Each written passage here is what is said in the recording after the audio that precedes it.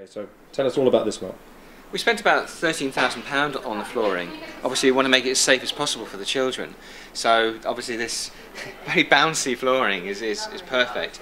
It's just a safer play, so when children are falling over or they're on the slides, they're quite safe. Some of the equipment here actually the school had purchased it a couple of years ago, but they couldn't use it because they didn't have the safety flooring, so that's come out now. But we've also spent quite a lot of money on equipment like this, and the slide further down there, and all the new cupboards, just to make it as child friendly as possible, so when children are around here, if they bang into something, it's a lot safer. You can tell it's brand new because as yet we haven't got the signs on the roadway. They're still in the box waiting to be unpacked and put together, so they'll be ready for the opening after half term. And the children enjoy playing here?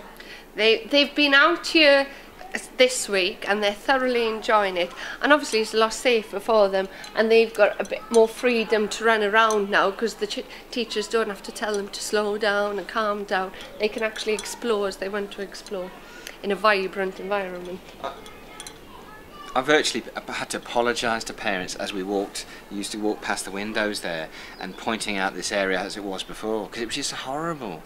You know, these are our youngest children in the school and they deserve better. And now they've got what they deserve, which is a fantastic new resource. And you know, Sarah's right, you could see when they were laying the flooring, the children were so excited. And just keep looking towards the whiteboard. We always get confused with the one. What? Yeah. What?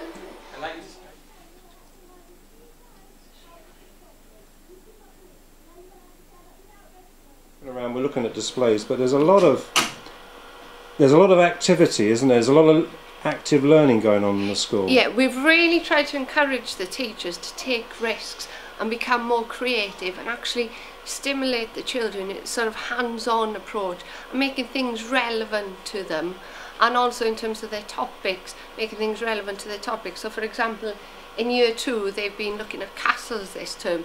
So even though they're doing castles in history and through literacy, in their maths lessons, for example, when they're doing problem solving, they might have a letter sent from a lord that's having a banquet and they need to decide how much food he'll need or how much the food's going to cost. So it's just really connecting with the children and making things exciting for them. Because that's really key, isn't it? Because I certainly remember being educated in the 1970s and I had no idea of what anything meant or where I was going, and that seems to be clearly a different culture now in the 21st century. It does, and I think if you talk to anybody who teaches, and particularly Ofsted, one of the things they say to get that outstanding aspect of the teaching is to make it relevant and to get the children to lead the learning. So if you're making it relevant to them, they're more likely to lead you along the path that they need to achieve their full potential. Anything else? You have something like the Gold Book Awards, and it's important to stress attainment.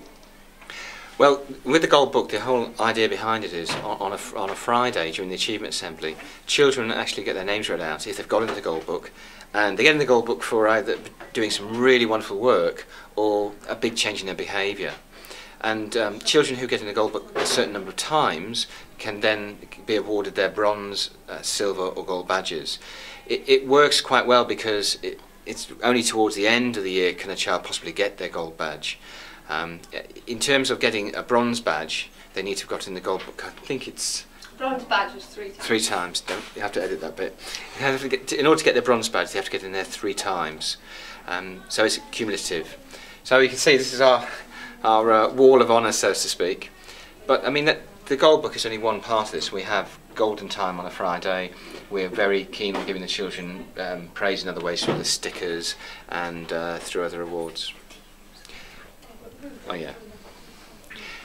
We also, during the Achievement Assembly, we give out team points, and on Friday they're announced the winners. We have 4 different houses linked to sporting personalities, and we have a display around the corner on that. And actually, each fortnight, the number of children who've got, say, red points will get called out, and the winning team will get the trophy for the fortnight with the ribbon round it. It's funny actually how much the children seem to be motivated by this. Even though it's a whole team approach, the children feel part and parcel if that team has actually done well in that fortnight.